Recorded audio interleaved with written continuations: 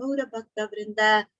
Hare Krishna, Krishna Krishna, Hare Hare, Hare Rama, Rama Rama, Hare Hare.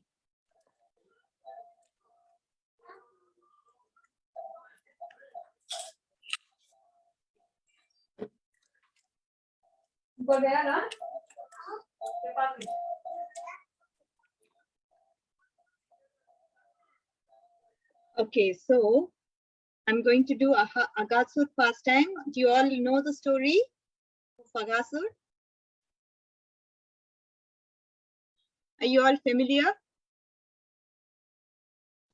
Yes, Mataji. Okay, good. So let's understand this a little bit more, and we'll also see some lessons and some unknown things you might come across in the pastime. Okay. So let's see all of that. So Krishna, this is the first time he's actually going out in the forest with his friends. So the first demon that he killed was Agasur, in the sense that Krishna kills him outdoor. When he was small, he was actually taken care of by his parents and he cannot go out alone. So it is too risky for him because he was not mature enough. So if you look at Putana, Trinavata, Shakatasura, Krishna has killed till now, they have all come into the house of Krishna, or at least in the courtyard, right? And then they took Krishna out from there. But then here he is now gone out with his friends into the forest for the first time, because that is when he kills actually Agasur in the outdoor. Okay, so Putana, if you look at her, she came right into the house of Krishna. Sakatasura, if you look at it, the cart was outside in his house. And when Trinavata came, Yashoda Mai was sitting in the courtyard outside in her house. So this is the scenario of the demons which Krishna has killed. We saw that 3 demons were killed before actually Agasur came into picture. Agasur was killed by Krishna in the outdoors. All right. So, but now Krishna, he started to grow up. And what is the responsibility he's given? He's actually asked to take care of the cows. So he started to go outside now. Before, in the 11th chapter, we saw Damodar Leela has happened, and Krishna, he delivered whom? Nalakuvera and Manigriva, the twin devatas. They had become giant trees and they were actually delivered by Krishna. So when Krishna ventures out with his friends, this pastime comes just before a well-known pastime called Brahma Vimohan Leela. That is Brahma trying to test Krishna completely. So in this particular narrative, what happens is that Krishna, he goes out into the forest with his friends to herd the calves. The bigger cows are herded by cowherd men, and Krishna is precisely a cowherd boy, but he's taking care of the baby calves. That is the understanding. Are you all clear so far? Yes, Mataji. So, if you look at Vrindavana as such, Vrindavana is meant for enhancing the pleasure of Krishna. And there is a reciprocation of love between Krishna and his devotees. And with that purpose in mind, the forest of Vrindavana, what does it do? It provides all sorts of comforts and facilities for enjoyment, for exploration, for excitement, and so on and so forth. But even in the best of the places, something bad can happen. Especially when Krishna is here in this material world, there are demons, they come to disrupt the things. They want to disturb and destroy and, annihilate everything. Srila Prabhupada, he explained that in the spiritual world, there are no demons, but there are rumors of demons. This is because rumors are there to enhance the flavor, right?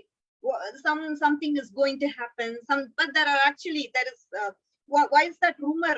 Rumor means it's not true, but the word through word, it is spread that, oh, there are demons. Why is that rumor spread? Because they like to create the fear, suspense element, which will actually intensify devotion. So the demons, they don't have entry into the spiritual world, but when Krishna manifests in the material world, there is curious and mysterious interplay between the demons and Lord Krishna, between both of them.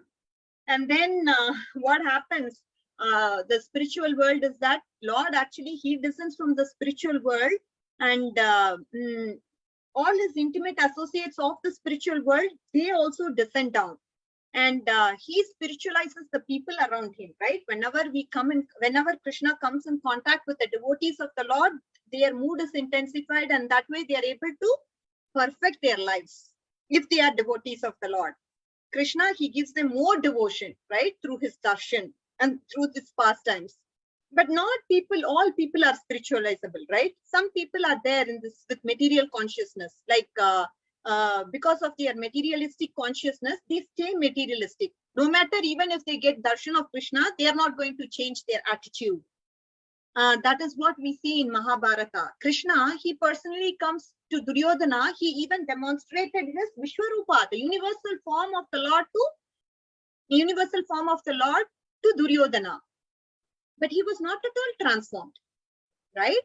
So such demoniac people are there throughout the history. And in fact, significant number of souls in the material world, they all tend to be demoniac, right? That is, what does demoniac mean? Demoniac means set of people, they don't understand that Krishna is the Supreme Lord. They do not follow the scriptures. Such people are demoniac. And these demoniac people are existing even in the material world. They may not look like demons. They may be in the garb of a human being, but their attitude or consciousness is demoniac. So some demoniac souls, they come to Vrindavana also. And who's the source of all the demons? Kamsa, he's the source of all the demons. He sends one by one, right? First he sends Putana, then Trinavarta, Sakatasura, now Agasura. This is what is Kamsa doing. He is the source of all these demons. And when Kamsa sends these demons, he wants Krishna to be killed by these demons. Krishna should die somehow or the other. And that is the reason why I am sending these demons. But at the same time, he has seen, okay, now I see that 3 demons have been killed by Krishna. So for Kamsa to take that, it was shocking. He couldn't believe that. Oh my God, this is happening. Krishna is actually killing my demons that I'm sending. Already 3 of them are killed now. That is the scenario. And Kamsa, he became shocked. How could this happen? Kamsa doesn't know for sure that Krishna is the son of Devaki or that Krishna is going to be killing him. But he still recognizes that Krishna is someone who is very, very powerful. Oh, this guy, Krishna, he's a very powerful guy because he's already killed 3 of my demons. Otherwise, how is it possible for this boy to actually kill 3 of my powerful demons?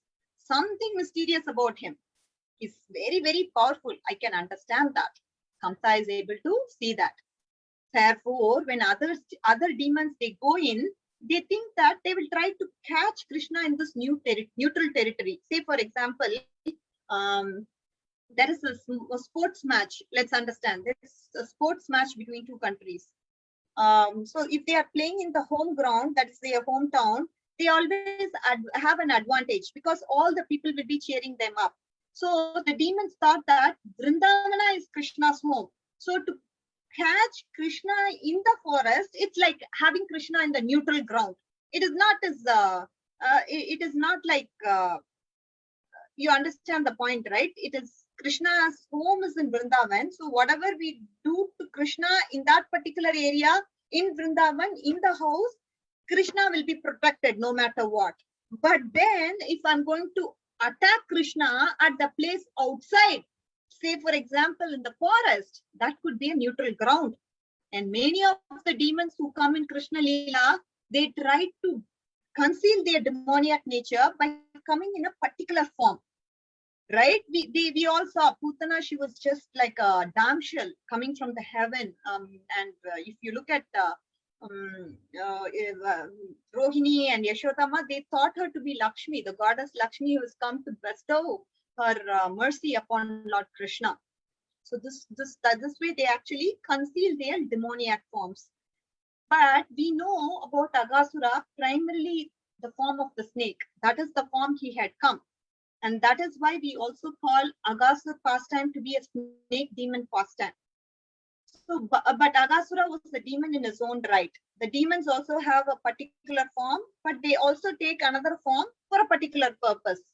So it's like body, as we all know from Bhagavad Gita, it's like a dress. In 2.22, Krishna says that body gets worn out and the soul gets a new body. So the body is like a dress and soul gets its body based on its own karma. Some souls, they have special karma by which they change their body temporarily, even within their particular lifespan. Okay, so this is all due to Krishna's, obviously, whatever that special karma is, because of which they are able to change the body temporarily within that particular lifespan. So that means even while they are going through one life, normally we change our body in a dramatic sense. The body is constantly changing every moment. Our skin is sagging. I can see some circles around. I can see some wrinkles in my face. So we know at every moment in our life, due to the aging process, the body changes are happening, right? And at the time of death, what happens is that the body actually transmigrates based on the desires and the karma that we have. We are given another new body. Now, here I'm just saying this to make you all understand a point that there is a change that is happening, and even these demons are capable of changing their forms. Okay. And again, that is due to their mystic potency that they are able to change their forms. So now Agasura is a demon. He has put on a snake dress on top of him. Sometimes it's not like Agasura is putting a snake dress on top of him. Okay. Sometimes when we have drama, Krishna Leela, there is a snake skin and we try to put that, on the snake skin and look like a snake demon. But in the case of demons, it's actually by their mystic potency that they are manifesting their forms. Okay. So they are actually having that form. It's not something like we put on the dress of a snake or something like that. I want you to clearly understand that. Okay. So now we will understand, when do people actually conceal forms? What is the reason why people actually conceal their forms? If you ask that question, does anybody know the answer? Why do we conceal, or why do we act in a particular way? What is the reason, do you think? Because like they don't want to let the other person know that they're like a demon, or like, cause like they will be scared. Correct. Very good. Very good point. That is usually when we don't want to be detected, right? Demons, in a sense. See, the Putana actually concealed her form because she doesn't want to be detected. And that was the reason why she concealed the form. So that is the reason. And we need to understand that they are also having a specific motive when they do what they do. Say, for example, in some cases, they don't even want to conceal the form. Here in this case, Agasura is not concealing his form because he knows he's very powerful. He's a snake demon. I am very powerful, and Krishna, he's just a small child. So why do I have to conceal the form? I'm not going to conceal the form. That is what Agasura thinks in his mind. Okay. Now we need to understand the difference. Say, for example, if a robber wants to go to a bank and loot the bank, he must put some guard, some way he has to conceal his face, because if he's detected, then he'll be caught by the police at any point on time. And he's looting big money and all that. So he doesn't want to reveal his face to anybody, right? That is one time because if our identity is revealed, then what will happen? The police will catch us. They will put a track record on you. They will arrest you, because all the places you will see that there is posters all over which says that this particular person needs to be arrested. And so again, this is one thing. And some cases they don't have to conceal. In the case of Agasura, we saw that there is no need to disguise himself. So that is something that we need to understand.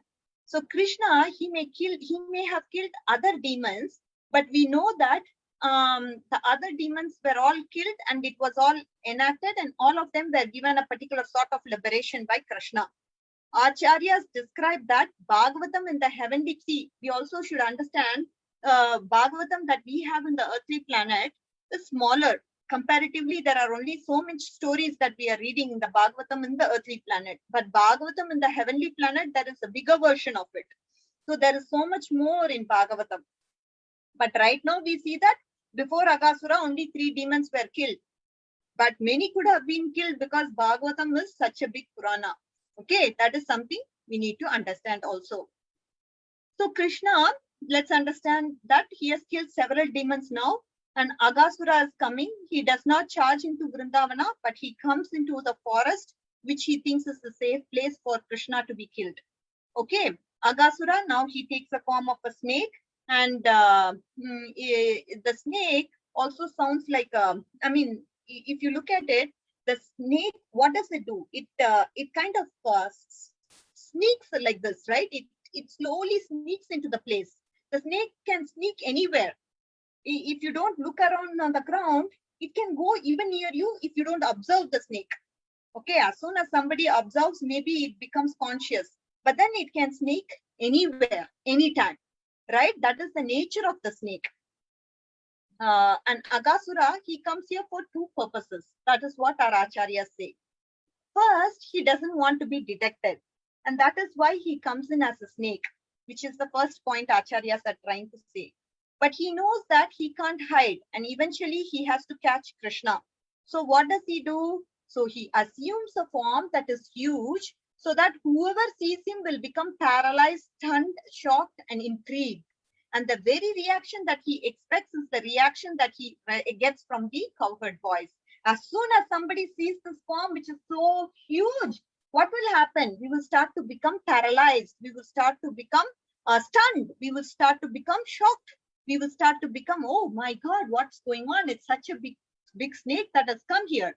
And that was the reaction that he expected the cowherd boys to be doing. And in a similar way, they also responded. The cowherd boys, they actually saw him, and they haven't seen such a kind of form ever in their life. So that put them into wilderness, meaning they were stunned. So now we see that some of the verses are actually describing how gigantic of a form is Agasura.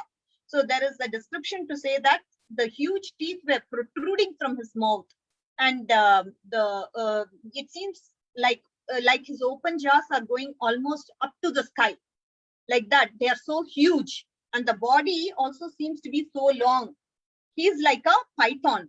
And now snakes, what do? They normally bite, and that is how they attack and kill. But pythons are different kinds of snakes. They are part of a reptile family. They are of similar nature, but pythons don't just bite, they also swallow. They have that capability to swallow. So normally when a person is bitten by a snake, they die because of the poison, right? At least the body remains. But when you swallow a person, we don't even have the body. The body actually goes into the mouth of the python, and we won't even have the body. If we were to perform some last ritual rites or something like that, we won't have a form or a body. Only when we have a body, we can perform that Antya Samskar, right? We can burn the body, we can do some puja. I mean, we will perform some rituals, and then if the procedure is to burn the body, we will burn the body, right? But then what will these pythons do? The pythons have the capability to swallow the person's body, because of which the body of the person is not there at all, which is what is the scenario here. So when people go into the jungle, say for example to trekking or adventure sports, at that time if they are killed by an animal, it seems like a fearful thing. To be killed by a snake, it is also fearful, because the poison can enter into your body and be killed. So in that case, death is actually fearsome. But even in that death, we are actually attached to our body, which is what acharyas are trying to say. So because at the end of the day, we at least want our bodies to be retrieved. But that also doesn't happen if you are swallowed in a case of a python. So Agasura, what does he plan to do? He plans to do this to Krishna and his associates and whoever might be there. So this is what he plans to do. He plans to swallow the associates of Krishna and Krishna. And Krishna and his associates, they are coming to the forest. They think, what is this? What is this? Children, when they go to the forest, what is their normal reaction? When they go to a new place, what will they ask? They will ask, what is that? What is this? Can you explain me about this, that? So the small gopas are looking around and they see this huge python, and Agasura was lying motionless like this. They see him lying motionless, and because he does not want to alarm or alert the cowherd boys who are coming. That is why he was motionless. He was motionless for a reason. Why? Because he doesn't want to alert these boys and cause them tremor. Otherwise, they will run away from the place. He doesn't want those boys to run away. He wants the boys to stay right there. So the Vrajavasis, they wonder if it is real. If it is real or not, because it was motionless, they thought, okay, it may not be so scary. So some children, they like to play in various ways, and sometimes they may go to the amusement park or even natural parks, and sometimes some kind of toy they may be fascinated by, they will play with that. So Vrajavasis, they thought that this is a fun thing. It's some kind of a toy and we can play with this toy. And as they were asking Krishna, they were so young and playful, and they didn't even think whether it was real or not. They asked Krishna, and before he could answer, they said, let's explore. And they started walking inside Agasura. So this is what the kids normally do. And here the mood of the Vrajavasi kids, right? They're all kids and they just wanted to explore. This Agasura was lying motionless. They thought nothing to worry, nothing to panic. Let's play with this thing. It seems huge and let's just enjoy. And before Krishna could even answer, they said, let's explore, and started walking inside. And when they walked inside, at that time, Krishna was observing and was thinking, right? When Krishna saw this, he immediately became suspicious. Then he recognized, okay, this is a demon. But what happened with these Gopa friends? These Gopa friends were so playful and restless. And they were quite opposite. In the sense, they were playful, restless, and so they could not sit in one place, right? They wanted to explore, and that was the mentality of these Gopa kids. And now Krishna was thinking, what can I do? So he decided to go inside and he entered into the demon's mouth, and the kids were thinking, this is something very nice to play with. And that is why they entered. Otherwise, they wouldn't have entered into a demon's mouth. But as soon as they entered, Agasura was waiting for an opportunity. He himself was just waiting. Yes, I got it. I was just waiting for this moment when these guys, Gopa friends of Krishna, and Krishna will come to me so I can swallow them. Right? This was what was the opportunity that Agasura was wanting for. He was completely motionless till then. And then what happened? He closed his mouth. And then what happened now? Who's inside? Krishna and the Vrajagopis, they found themselves trapped by this fiery demon. This was the scenario. See how nice of a trick Agasura was playing. He was very motionless and he was waiting for an opportunity, not in the Vrindavan home as such, in the home of Krishna, but he wanted Krishna to come into this forest so it can act as a neutral ground. And then as he also had this tactic, right? The snake, what it will do? It will just bite the person, and because of the poison, people will be dead. But in this case, the body will also be not retrievable if he swallows them. So that was the mentality of Agasura. And Agasura, now he was just acting as if he was motionless. As soon as the Vrajagopas and the Krishna entered into his mouth, now what did he do? He closed his mouth. And suddenly Krishna and Vrajagopis found themselves trapped inside this fiery demon, not knowing what to do and how to move on now. Right? This was a very, very tricky situation for the Vrajagopas. They could not move now. And they were thinking like this. The toxic substances in the stomach were so great that nobody could survive over there.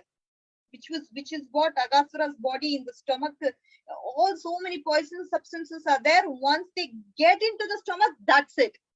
That will be the end. That is what they were thinking. And Krishna's pastimes, we know it is all watched by the Devatas. The Devatas are concerned that Krishna should be able to kill this demon. And therefore, what do?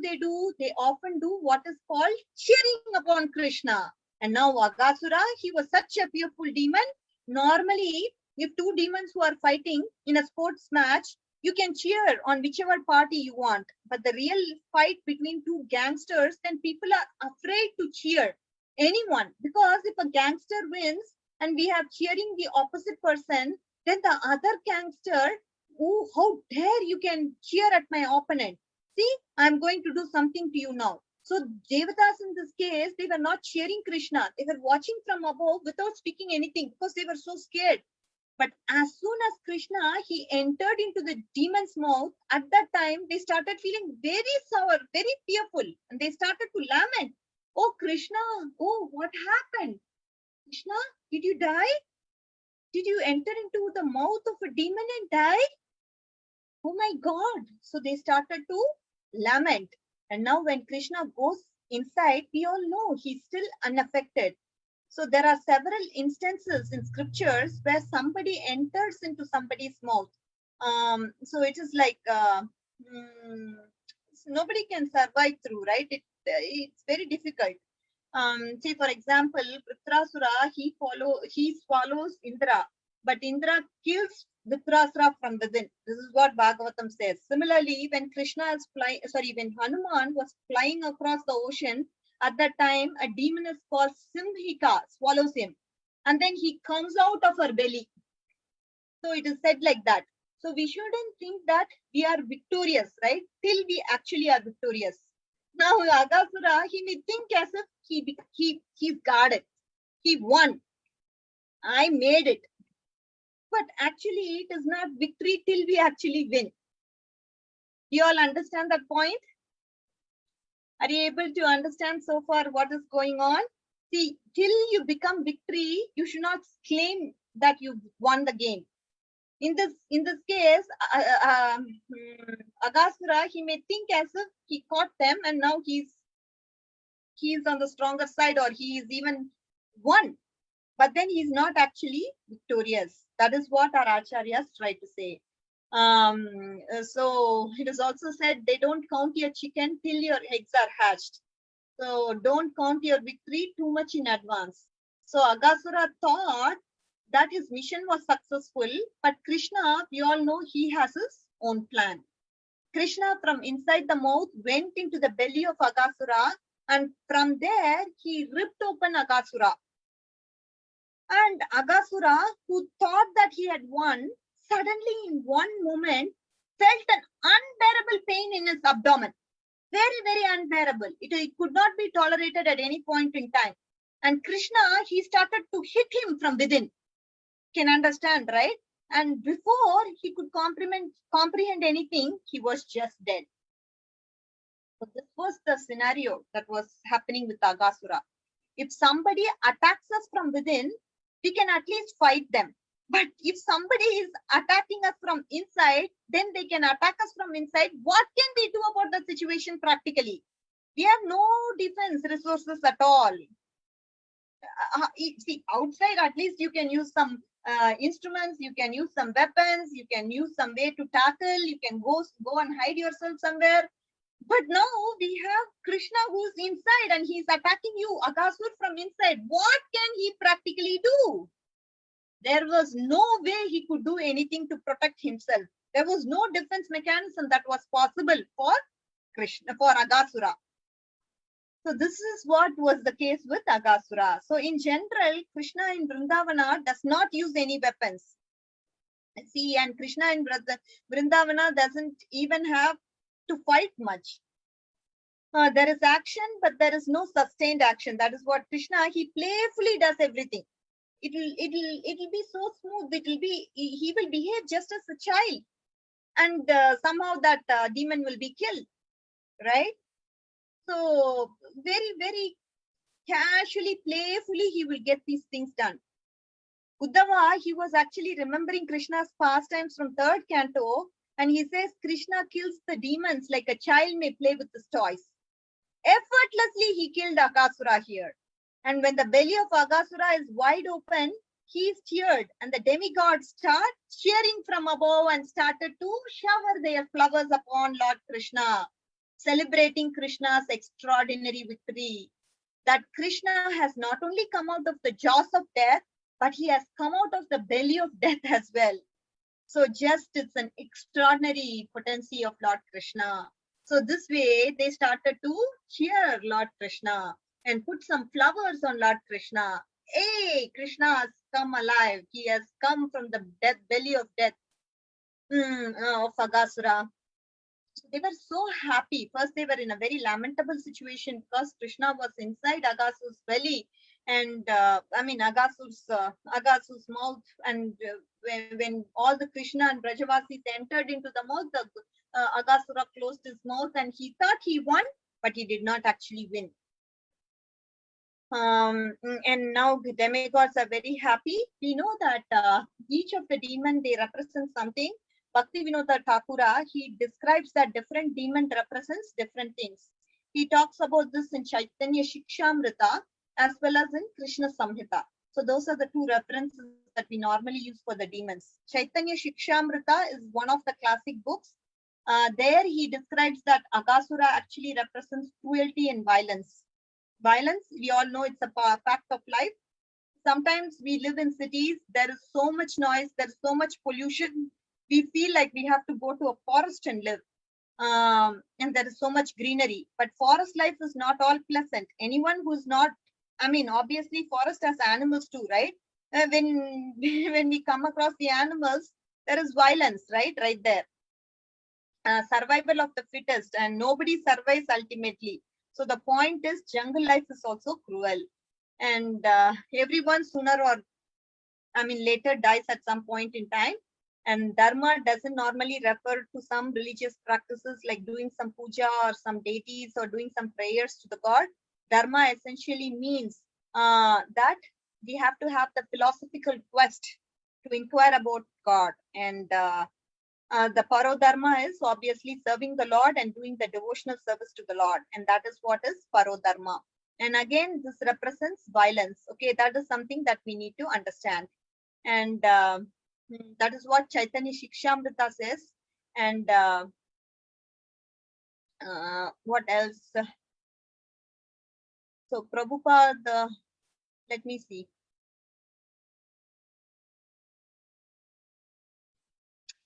Just didn't pull some reference from the Chaitanya Shikshamrita to see what else is being clarified there. 1 second.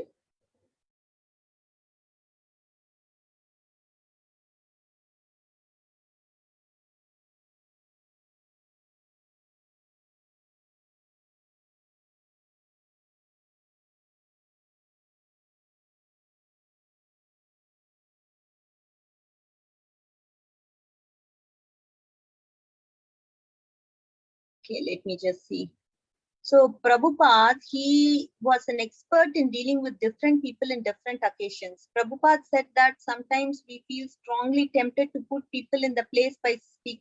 How dare you speak like this? It is instead putting people in their place, put yourself in that place. So non-violence, right? He's just talking about how our consciousness should be, how we actually should treat people the way we have to be treated, right?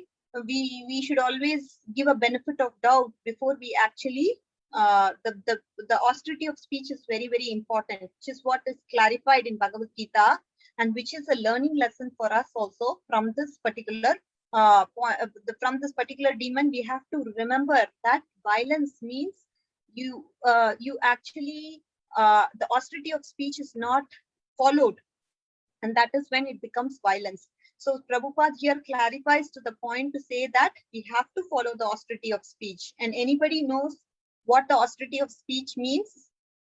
Does anybody want to quote that particular verse from Bhagavad Gita which says that? Anudvega karam vakyam, does anybody know? Haribol, are you there?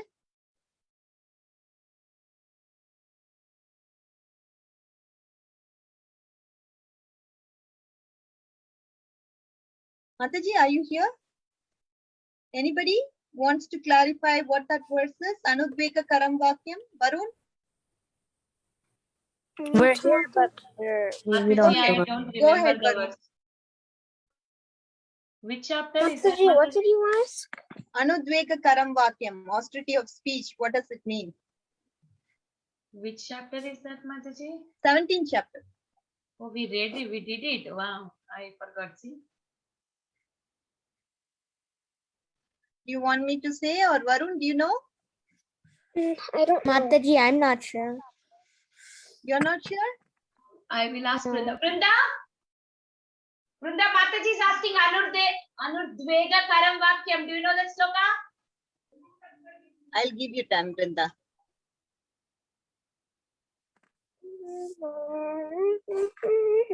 17.15. Anybody wants to say? You know that sloka? Anudriga Garam Bhagyam Satyam Priyam Priyam hitam chayat. Swadhyaya Satanam Jeva Fun. Anaya Tapachyate. Good job. Yes, Mataji, I called that. And she said, Wonderful. "Good job, Thank good you job, so Vrinda." much, Vrinda. Vrinda is just 6 years old, but she's up to date on Bhagavad Gita. So that is the important learning from this lesson, the pastime of Agasura, that he talks about violence and what is, obviously, if you are not into Krishna consciousness, if you are trying to get somebody away from Krishna consciousness, that is what is violence mean. And which is what is clarified by Srila Prabhupada to say that we should always direct people towards Krishna consciousness. That is what is non-violence. When we are directing away because of your behavior, if you're directing people away from Krishna consciousness, that is also violence. And we should avoid that kind of violence. We always think violence to be a cruel act. All that is good. Yes, of course, we should not harm any animals. We should not kill them. We should always eat food that is offered to Krishna. And even in the manner of speech, we should not offend any people, because in that process, what happens is if we get angry, if we start becoming rude, if we start to become cruel, then we are actually driving away that person away from Krishna consciousness. If you as a devotee, if you are following these type of things, then the other person will think, being a devotee is such a cruel person, why should we come into Krishna consciousness? Like that, they will have that attitude. And that means you are driving away that person away from Krishna consciousness, which is not a good idea, right? And hence austerity of speech is very important. Always, at all possible times, we should act as role models and be perfect followers of Krishna consciousness. Only, of course, at times we may act in a faulty manner, but soon we have to come and say sorry and so on and so forth. Right? We always see demoniac people, they get very angry, they do horrendous acts, they become cruel, and they don't follow any sort of social religious acts. They try to actually misinterfere or interfere with the social order, and they crumble everything. So in that way, they intensely do some things to rip off people's attitude. And that way, what they do is they try to bring down the process of Krishna consciousness. Right? That is what they do. And what in contradictory, what we need to do is we should follow this process of non-violence. And non-violence means to bring this process of Krishna, bring everybody into this process of Krishna consciousness by acting as perfect role models. Okay, kids. So that is what we understand from Agasura pastime. Any questions?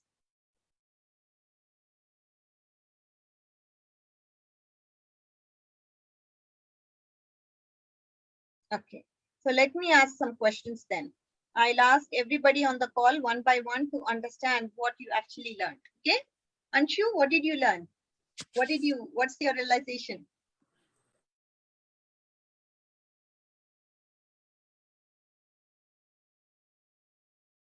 Okay, I don't hear from Anshu. Varun, what is your learning?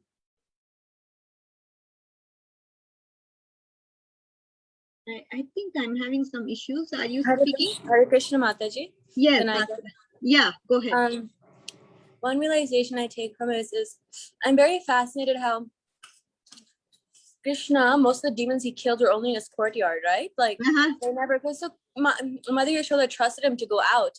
You know, I usually used to think, you know, if my child, if there's demons attacking him constantly, I really don't think I would send him out, you know, to go play. But it's astounding how much the Yoga Maya potency Krishna has over his devotees and even his own pastimes, that, you know, all of this is occurring in Vrindavan, but they have so much love and so many pastimes that Krishna needs to fulfill that they still let him and go out and enjoy with the cowherd boys, you know, like even though there's demons coming everywhere, just for the sake of pastime, the sake of loving interaction with his devotees, Krishna has so many interesting lessons even through demons that he shows us, and I just think that's so interesting and so loving. Yes, beautiful point, Asra, that you bring up. You're absolutely right. Can you hear me? Yes, Varun, 1 minute. I'll just comment on Asra's point and then you can say your realization, okay? You bring up a good point, Asra, to say that, so you remember, right? I mean, they're all Vaishyas and they have so many cows, and Krishna was always very anxious, very waiting for an opportunity when he could actually herd the cows, and then they celebrated that occasion as well. So much fascination for cows. In fact, when Yashoda Mai offered him a shoe to wear, Krishna said, no, I want all the cows to also have shoes. And that is when I will wear my shoes. If they are not wearing shoes, then I'm not going to. I will walk in my barefoot. And for that sake, the cows, they will actually make some impressions in their foot so that Krishna will not have any trouble in walking over that particular area. They will make the path very well ahead for Krishna to walk on. So many loving exchanges are happening through this particular pastime. In the sense, so many nice loving exchanges, not only between his devotees, but with the cows also, for that matter. So it's a beautiful thing. Good point, Asra. Mataji, can I go? Yeah, go ahead, Aditya. So one realization that I learned was like when Kamsa was sending like the demons, like after one of them, like they kept on getting killed. So then Kamsa like knew that the demons they were like, I mean Krishna was like a powerful person. So then they decided to like lead Krishna, like some of the demons like Putana and like the other demon like lead him out of Vrindavan so that they would have an advantage, but Krishna still killed them. Yeah, home ground versus neutral ground, right? Mm-hmm. We talked about that point. The forest area is a neutral place. And Krishna, the demon thought that it's this neutral place, nobody will be there to protect, and so Krishna can very well be killed. Mm-hmm. Yeah, good point. Varun?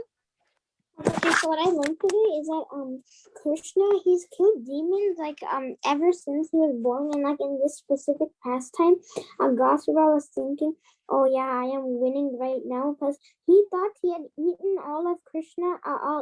He thought he had eaten Krishna. He was like, oh yeah, I have done it. But then Krishna, he had not done anything to Krishna, and then when Krishna came, Krishna killed Agasura, and this is what he does to almost all of the demons that he does. Yeah, every demon thinks it's gonna be really easy, but when Krishna actually comes, they realize how powerful he actually is. Yeah. Till you actually win, you should not think you actually won. When he swallowed it, and Krishna, Yeah, all the demons were like overconfident. Yeah. Not only us also, sometimes we think we have completed something when we didn't actually fully complete it. And as a result, what will happen? Misery will come to us. Oh, I actually failed, and I thought I was about to win this particular competition, but the third round I failed, and because of which I completely failed. So we should not have any expectations. That is the thing. And we should not worry about the result also. Oh, I won, I didn't win. When we don't have expectations, our life is not with misery, right? Then that way we not have dualities. Happiness and distress will not attack us. Okay, Ivy Gautam. So I like how Krishna interacts with all the cowherd boys and how he protects them through all his pastimes. Krishna, yes, he protects the devotees. I mean, these boys were so confident. They just entered because they know Krishna will protect them, right? And that is why they had that confidence. And you brought that point out very well. Prahlad. Yes, I liked the point of Agasura and I liked how the cowherd friends went in the mouth of Agasura. Mm-hmm. Okay, cool act. All right, did I cover everybody? Okay, Mataji. Yeah. The point that I loved is when something bad happens, Mother Yashoda is like worried, but like she still sends Krishna because she knows that his brother is with him, and like she's worried, but like Radha, Lalita, Vishaka, and like everyone's there with Krishna, so like she knows that he's not in danger, but like since she's a mother, she feels really like, I mean, it's all the Yogamaya yeah, potency that is acting on them, right? Because of the Yogamaya potency of the Lord, everybody is made to act in a certain way, and it's Krishna's pastimes, and we know that these all go in a flow because of that potency of the Lord, internal potency. yeah. Yeah. And I mean, like I liked how like I also loved like how much trust like Krishna, like his friends have on him, like yeah, the trust, exactly. Very good point. Hare Krishna, Mataji. Yes, go ahead, Asha. One more point I would like to share is, I've read for like school purposes. I've read many other religious books that they would take quotes out of, and mostly like the Bible or the Quran or something. And I read that, and I don't know, the difference that I see between Krishna is like the books that we read and the books between, and it says like there's much instill of fear of God. Yes. However, when we read other books, like yes, we're supposed to fear God. We cannot develop that relationship of loving devotional service without fearing Him first. You know, first we have to understand He's God, and then only after that we can take a relationship to Krishna with the next level. But I just see how Krishna gives us so many chances, so much reconciliation, that He's like, I love you very much. Like it's very hard for us to believe that Krishna is able to love with his full heart every single person in this material world. It's like inconceivable to me. Not even person, every living entity alone in the material world, going from the smallest atom that has no consciousness all the way down to, you know, all the way up to Brahma. He gives each and every single one of us so much attention and so much love. It's like very, and like I was reading the other books and like God loves you, but then they've always had some installed fear, and they're like, if you don't do this, you're going to go to hell forever, you know? Like I don't understand that concept. I really don't think God would send you to hell forever, you know? It's just unimaginable to me that He would watch something of His creation, His own children, suffer forever just because, you know, you didn't abide to His directions. He gave us so many chances. Krishna gives us again and again. He's like, it's okay, you will learn one day, you know, this is your, it's like how much I can never forgive someone over and over again for the same mistake. And I see Him as, you know, Krishna himself, especially God. He doesn't even need us. He really doesn't need us. We're just like living entities to Him, but He's giving us so many chances, so much chances of forgiveness. I don't really think we deserve this. Absolutely. Brilliant point, Asra. So if you look at the classification, what is the classification is, one is the fear, one is people approach God with a fear, okay? That's the lowest level. And after that, people actually, they upgrade themselves and they start to like God as a duty. They feel obligatory. They feel, okay, I have to do this as a duty. Say, for example, we are all into Vaidhi Bhakti. We are not on the platform of fear, but we are on the platform of duty, meaning we like God and we want to do service to Lord as a part of our duty. It is an obligation for us. That is the next level. Okay, from fear, you actually upgrade yourself and perform your service to Lord in the form of duty. Okay, you take that as a duty and perform that. And then the next level is the spontaneous loving relationship that you have with the Lord. Because of your spontaneous attraction to the Lord, you start to perform everything spontaneously because you love Him so much that it comes naturally. It becomes your second nature to naturally serve the Lord. It is not out of duty. It is not out of fear, but it's the spontaneous loving attraction to the Lord. That is Raganuga Bhakti. So these are the gradations. So first, people may start off with fear. Okay, I may go to hell. I may not be able to get a better destination. That because of fear, they start to serve God. Then the next level is Vaidhi Bhakti, where you do it as a duty. And then the third is the Raganuga platform, where we actually spontaneously have loving attractions for the Lord. So these are the stages. Did you get that, Asra? I just wanted to clarify and add on to your point that you were talking about in terms of other religions. They may have that fear component in them, but they slowly will start to upgrade themselves into the other platforms that I talked about. Yes, Mataji. Yes. Very, very good point. Very valid point. And you're so true about Krishna being a merciful person. How many other mistakes we do, he just forgives us. Okay, you have attraction towards video games. No problem. You play video games till you are fed up with it. Keep on playing. But at one point, you will turn towards me. That point, I will come and pick you up from wherever you are. I'm ready for that. No problem. I will wait. I'm not going to interfere with your free will.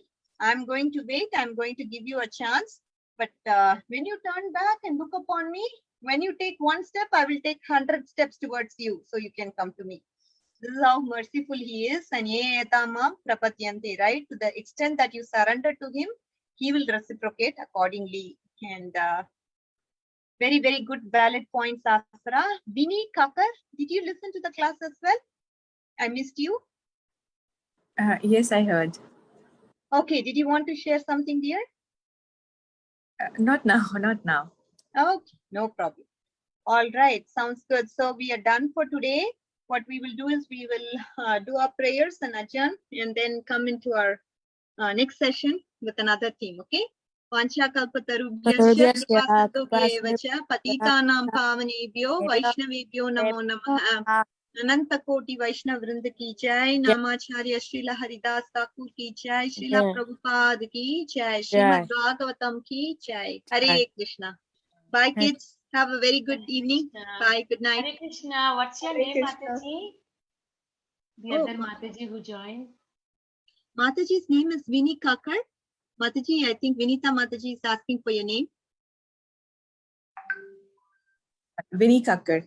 Vinny Oh, Kakkar. very from nice to see you, Mataji. You join all the classes, Mataji? Yes. Okay, Mataji. Thank you so much. Hare Krishna. Thank you.